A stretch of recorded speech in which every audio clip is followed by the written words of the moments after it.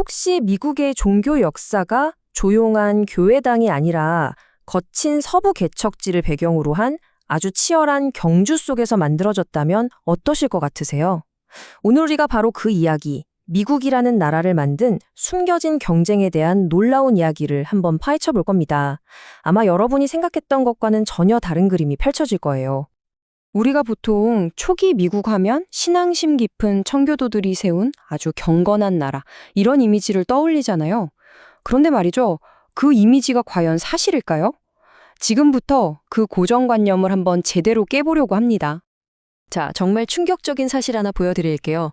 식민지 시대 미국에서 교회에 정식으로 등록된 교인은 단 6.9%에 불과했습니다.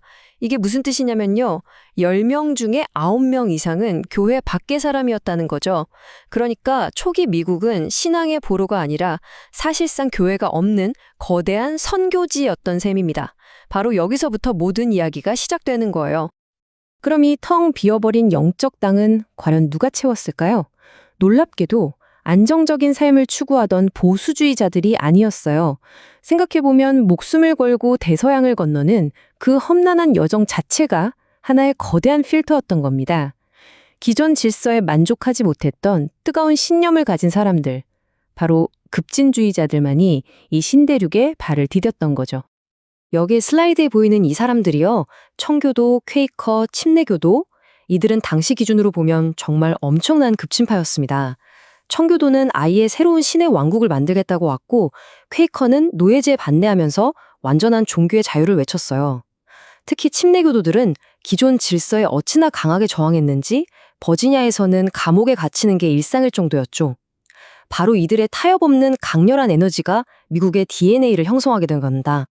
자, 이제 미국인들이 서쪽으로 향하면서 역사상 가장 거대한 영적 경주가 시작됩니다. 아직 주인이 없는 광활한 서부 개척지, 이곳 사람들의 마음을 얻는 자가 결국 미국의 미래를 손에 쥐게 되는 거였죠. 경주의 총성은 이미 울렸습니다. 이 경주의 승패는요, 결국 전략에서 갈렸습니다. 동부의 기득권 교단이었던 장로교는 대학 교육까지 마친 엘리트 목사를 파송하는 아주 느리고 중앙집권적인 방식을 고집했어요. 반면에 후발주자였던 침리교와 감리교는 현장에서 바로 리더를 세우는 아주 기민하고 유연한 전략을 썼죠. 바로 이 작은 차이가 나중에 보시겠지만 역사를 통째로 바꿔놓습니다.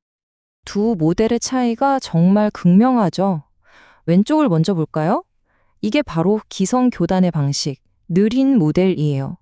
서부로 간 사람들이 교회를 세우고 돈을 모으고 동부에 목사님 보내달라고 요청하고 한 세월 기다려야 했습니다.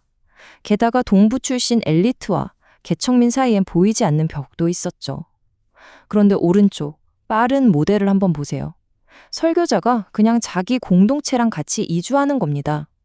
이미 그들 중 한 사람이죠. 문화적 장벽도 없고 시간 지연도 없어요. 교회가 말 그대로 즉시 세워진 겁니다. 특히 감리교 성공의 핵심 비결, 그 중심에는 바로 이 순회기수, 영어로는 Circuit Rider라고 불리는 사람들이 있었습니다. 이 사람들은요, 말 한 필에 성경 하나 달랑 들고 광야를 누비던 설교자들이었어요. 흩어져 사는 개척민들을 찾아다니면서 그들을 연결하는 가장 효율적이고 강력한 네트워크였죠. 이 고도로 조직화된 움직임이야말로 서부를 정복하는 데 완벽한 전략이었습니다. 하지만 아무리 전략이 좋아도 메시지가 와닿지 않으면 소용없겠죠. 여기서 결정적인 한 방이 나옵니다. 바로 메시지였어요. 감리교가 전파한 이 자유의지 사상은요, 자기 힘으로 운명을 개척하려는 개척민들의 심장에 그냥 그대로 꽂혔습니다. 내 땅, 내 삶뿐만 아니라 내 영혼의 운명까지도 내가 직접 선택할 수 있다니, 이보다 더 강력한 동기부여가 있었을까요? 자, 그럼 이 치열했던 경주, 과연 그 결과는 어땠을까요?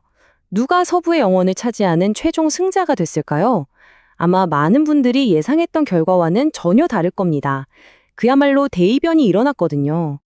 결과는요, 한마디로 혁명이었습니다. 한때는 정말 미미했던 감리교가 무려 130만 명의 교인을 거느린 거대 교단으로 성장했고, 침례교가 그 뒤를 바짝 쫓았죠. 반면에 동부의 강자였던 장로교는 순식간에 소수파로 밀려나고 말았습니다. 이건 그냥 숫자가 늘었다는 의미가 아니에요. 미국 영성의 판도 자체가 완전히 뒤집혔다는 그런 선언인 거죠. 이 데이터가 우리에게 말해주는 교훈은 정말 명확하고 또 시대를 초월합니다. 변화의 파도 앞에서 유연하게 적응하고 중앙이 아니라 현장의 평범한 사람들에게 힘을 실어주는 쪽은 흥하고 옛날 방식만 고집하는 쪽은 도태된다. 이게 바로 서부 개척지가 우리에게 보여준 냉정한 신실입니다. 하지만 이 위대한 승리의 역사를 이야기할 때 우리가 종종 놓치고 넘어가는 아주 중요한 부분이 있습니다. 바로 기록 뒤에 가려진, 그래서 우리가 꼭 기억해야 할 잊혀진 선구자들의 이야기죠. 우리가 흔히 미국 최초의 해외 선교사 하면 누구를 떠올리죠? 보통은 1812년에 아시아로 떠난 아도니람 저드슨을 생각합니다. 그런데 역사는 다른 진실을 우리에게 보여주고 있어요.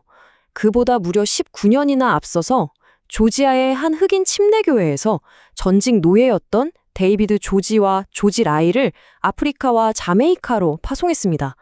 이분들이야말로 미국 해외 선교의 역사를 연 진정한 개척자들입니다.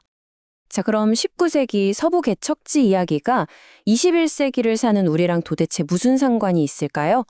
사실 이 역사 속에는요, 종교를 넘어서서 오늘날의 기업, 스타트업, 사회운동, 그 어디에나 적용할 수 있는 성공과 성장의 보편적인 원리가 숨어 있습니다. 서부를 정복한 위대한 경주의 교훈은 바로 이 세 가지로 요약할 수 있습니다. 첫째, 변화에 적응하는 유연한 구조. 새로운 도전에는 새로운 방법이 필요하다는 거죠.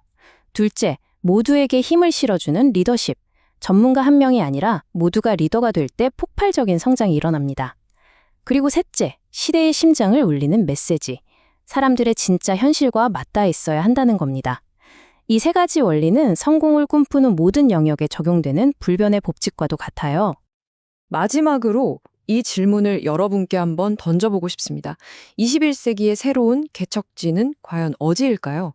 어쩌면 디지털 세계일 수도 있고 인공지능의 시대일 수도 있겠죠? 혹은 우리가 아직 보지 못하는 새로운 문화적 지형도일 수 있습니다. 그리고 과연 어떤 조직과 아이디어가 과거의 그 개척자들처럼 유연하게 적응해서 미래를 이끌게 될까요? 그 답을 찾는 힌트는 바로 오늘 우리가 살펴본 역사 속에 있습니다.